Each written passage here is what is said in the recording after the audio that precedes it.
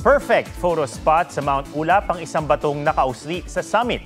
G tayo sa isa sa mga pinakasikat na hiking site sa Cordillera kasama si Oscar Oida. Magsolo sa dulo ng isang bato, bangin ang ilalim, kaulapan ng tanawin at nakakanginig ang lamig.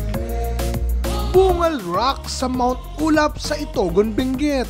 Pwedeng-pwede kahit pa solo hike, just like Karil Valenzuela. Let's go. I'm an adventurous person, so it doesn't bother me if I go solo sa trip ko. As a Twilight fan, sobrang natuwa ako sa mga pine trees na nakikita ko habang nag-hike. Ang vibe is very Twilight, it's giving.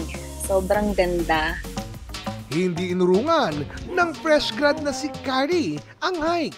At dahil malamig, huwag din kalimutang mag-OOTD. Lalo na kung November to February ang travel. Sea of clouds ang makikita. Pero kahit no clouds, Sobrang ganda din kung may clearing sa Mount Ulap pagpunta nyo kasi makikita nyo yung greens and scenery. Sobrang worth it. at tsak daw na hindi ka gugutumin. So madaming pagpipilian. May mga kape, pagkain, pwede ka magpaluto. Oscar Oida, nagbabalita para sa GMA Integrated News. Huwag magpahuli sa mga balitang dapat niyong malaman. Mag-subscribe na sa GMA Integrated News sa YouTube.